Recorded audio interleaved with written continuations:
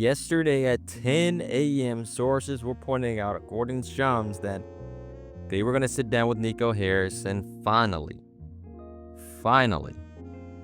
he was going to be fired. And this wasn't some sudden decision. This has been building up for a while now, but it's still shocking when you realize how far this team has fallen. We're talking about a franchise that made the NBA Finals just recently, and now they're the team that traded away a 25-year-old generational superstar and Luka Doncic, a move that will go down as one of the biggest trades ever and biggest disasters in NBA history. And really, let's kind of break down, what led to Nico and him being fired. Looking at the early years, Luka had already proven that he was the franchise guy, a guy that you could build a team around, and a guy that will be a potential Dallas Maverick for life. And it really started for the Mavericks in making a bigger push around improving their roster and acquiring Kristaps Porzingis, the unicorn experiment that never truly worked. On paper, the Luka KP duo looked lethal, but in reality, chemistry issues, injuries, and tensions behind the scenes killed that pairing quickly. And the same as well came in another massive mistake in letting Jalen Brunson walk, which really was one of the worst mistakes Nico has made. This was like the perfect number 2 guy Luka needed, clutch, controlled, and capable of taking pressure off of him. Instead of paying him, Dallas hesitated and watched him lead for the Knicks, and where he has now turned into an all-NBA guard in the heart of New York's resurgence. The talent didn't just stop there. Under Nico Harris, the Dallas Mavericks slowly let key players on this team go who had that identity. Dorian Finney-Smith, that defensive anchor and glue guy. Spencer Dinwiddie, who was that spark clutch scorer who could take over during stretches. Tim Hardaway Jr., who was a reliable shooter who stretched the floor. Many of those same guys were part of that Western Conference Finals run the first time that Luka had went to the Western Conference Finals. And they all were let go of, essentially.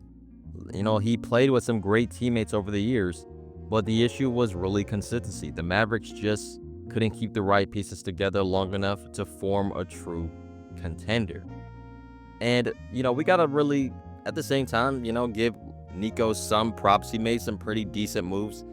The first was really going out and, of course, getting Kyrie Irving, which was a risk at the time. And that first year, of course, was, a pretty bad year for that Mavericks team. Didn't even make the playoffs with Luka and Kyrie at the center of it all.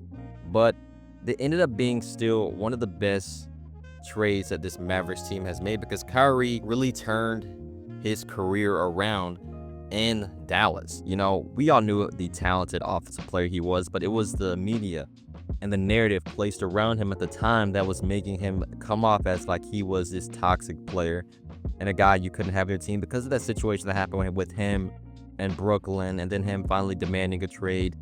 It was just a messy situation. But here in Dallas, the man found a home, and with him and Luka, they both were able to make it to the NBA Finals. And let's not forget, that year they made it to the NBA Finals, Nico made another amazing move in going out and acquiring PJ Washington and Daniel Gafford, because that team drastically needed more defense, and that's exactly what they did. They got great defensive players on this team. And let's not forget, he also drafted Derek Lively, who's been another great addition for this Mavericks team. So Nico didn't necessarily all make bad decisions along the way, but we all know that the worst decision of them all just came recently, and that was when he traded your generational player Luka for Anthony Davis.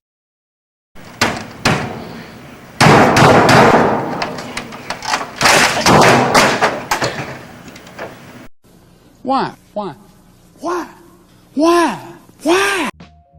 From the start, really, that trade felt sneaky. It wasn't well-shopped, competitive trade process.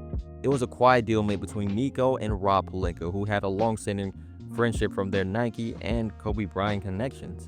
And once again, the Lakers did what they always do. They finessed another franchise into giving them their best player, and that's their pattern. They always find a way to land superstars. And at the time, Dallas tried to justify it. The rumor was that Luka showed up to camp out of shape again, and that there were whispers about him not seeing eye to eye with certain people in the organization. But let's be honest, that's not a reason to trade away a generational top 3 player who carried your team to the NBA Finals. The Lakers gave up Anthony Davis and Max Christie. That was really it. For Luka, that's criminally low return. Dallas could have easily doubled down and tripled the value from other teams. It was a straight up finesse. And delusion from the front office, unbelievable. The owner, the next day after the trade, saying, when the fans were booing him, are those boos for me? Yes, because you let your guy, your generational talent player, get traded away. It really was just an ugly move at the time. Reality is that this trade has really done nothing but slap them right straight in the face because, yeah, since the Luka trade, he's really been unstoppable. Even that year at being traded to the Lakers, he helped the Lakers make a 3 seed in that Western Conference. And this season, after getting in the best shape of his life, playing some of the best basketball he's ever played, he's right now doing things that, that Luka does, but even now at a higher level. Luka is casually putting up 30 points, 10 assists, 8 rebounds like it's nothing. It's like watching him play now, the game moves in slow motion. That's how much control he is. Meanwhile, in Dallas, things haven't gone now that Niko has planned for them to be. Yes, they got lucky. They landed the number 1 pick in the NBA draft, Cooper Flag, who's already showed some flashes of a star potential, but that pick was pure luck. We all know the Mavericks had a 1.8% chance of winning the lottery, and somehow they did. And let's be real, a lot of fans thought it looked rigged, and it kind of felt like it was in a sense. Obviously, we'll never know that truth, but sure, it felt like some convenient miracle right after trading away your franchise player. Niko tried to claim that this was part of the vision. No, it wasn't, man. Get out of here with that. That was just luck. The only thing that probably kept him really is being employed a little longer. But it didn't erase the damage that had already been done. Dallas fans knew it, and they were furious. As for the roster itself, it has really been a disaster. Coming into the season now, we can't lie. On paper, they look like a really good team, a team that could really be competitive, but it just hasn't really been that way. Anthony Davis can't stay healthy. Kyrie's still recovering from that ACL injury and hasn't been on the floor since. And Klay Thompson as well has just been struggling all season long. It seems like he's more focused on that relationship he has outside the court than he does with the game. And the Mavericks team just has fallen apart. Niko tried to kind of mimic the formula that Oklahoma City used in building a long switch-heavy defensive-minded roster, but that's not this team's real DNA. This group wasn't a young, versatile two-way players. Sure, they got some great young talent on their roster, but let's be real, their main star players on this team are guys that have health issues and are declining in athleticism. Anthony Davis is in his 30s, not the same guy he was 5 or 6 years ago. Kyrie Irving's body isn't holding up the chemistry, not really good at all. Niko thought defense alone could win him a championship, but the defense means nothing when your players can't stay on the floor. And when you trade away the one guy who could carry your offense every single night, yeah, not a good move, man.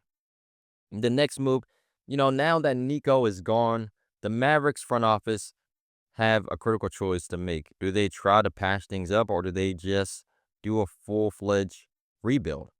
They still own, luckily enough, their lottery pick this year, but they don't have another one until 2031. And if I'm the Dallas, I'm not even thinking about winning now. I'm thinking about the future. Honestly, this is the perfect time to quietly tank. Not to lose on purpose, but to reset to develop the young guys and get another top pick, which they can, of course, do this year in the NBA draft, and this pretty solid NBA draft as well. And they should strongly consider trading away Anthony Davis and Kyrie Irving. And yes, their value necessarily isn't the highest, but even if you can go out and just get a decent player in return to pair with Cooper Flag, I think that can still be a pretty good trade. And that will just, help the Mavericks moving forward. They still have some pretty nice, solid foundational pieces on this team as well.